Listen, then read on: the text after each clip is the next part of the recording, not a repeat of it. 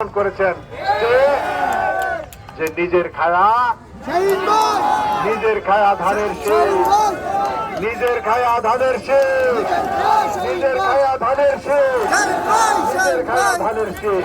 সুতরাং আপনারা যে কর্ম দেখিয়েছেন আজকে, আমি অত্যন্ত কৃতজ্ঞ এবং আমি আজীবন আপনাদের কাছে ঋণী থাকবো এবং আগামী নির্বাচন পর্যন্ত আপনারা এইভাবে ঐক্যবদ্ধ থাকবেন, জনগণের পাশে থাকবেন, জনগণের সেবা করবেন এবং পরবর্তীতে আমাদের নেত্রী রাষ্ট্রনেত্রী বেগম খালেদা জিয়া আবারও এই দেশের প্রধানমন্ত্রী হবেন, এটা আমরা আশা করি।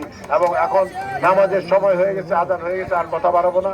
আবারও আপনাদের কাছে আমি সেই বড় জোরে আমি অনুরোধ করছি, আপনারা কেউ কোনো সন্ত্রাসের সাথে, দুর্নীতির সাথে, কোনো কিছুর সাথে জড়াবেন।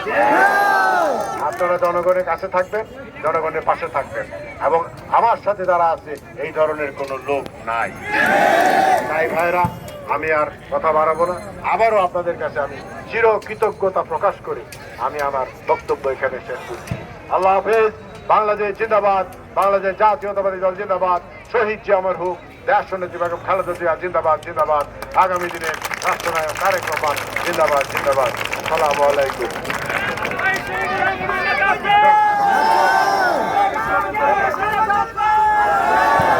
সভাপতি ধন্যবাদ দিয়ে আজকের এই সভা সমাপ্ত ঘোষণা করবেন।